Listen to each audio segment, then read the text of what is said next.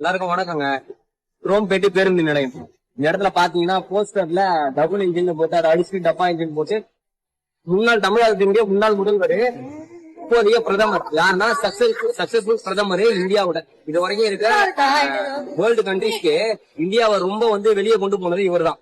இந்த நபரை நீங்க என்ன பண்ணிருக்காங்க நீங்களே பாருங்க. இது யாருக்கு அவமானம்? தமிழகத்திற்கு அவமானமா அப்படின்னு பாத்தீங்கன்னா இல்ல, இது இந்தியாவுக்கே அவமானம்.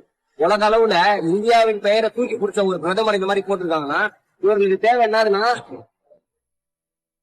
இவங்களுக்கு மக்களோட நலன் தேவையில்லை.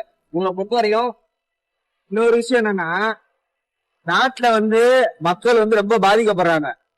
ஸ்கூலுக்கு போற பிள்ளைய கற்பழிக்கிறான், ரவுடிசம் கூடி போச்சு, ஒரு சட்ட ஒழுங்கு சீர்கட்டு கிடக்கு, ஒரு பாதுகாப்பு எதுவுமே இல்ல. அப்படிப்பட்ட நிலைமையில மக்களுக்கு பாதுகாப்பு கொடுங்கடா, கரெக்டான ஆட்சி கொடுங்கடான்னு கேட்டா முன்னாள் முதலமைச்சரும் இந்தியாவினுடைய பிரதமரையும் இப்படி ஒரு போஸ்ட் ஓட்டுனீங்கன்னா நீங்க என்ன மாதிரி? இது எனக்கு புள்ள மண்டல் என்னடா வச்சிருக்கீங்க?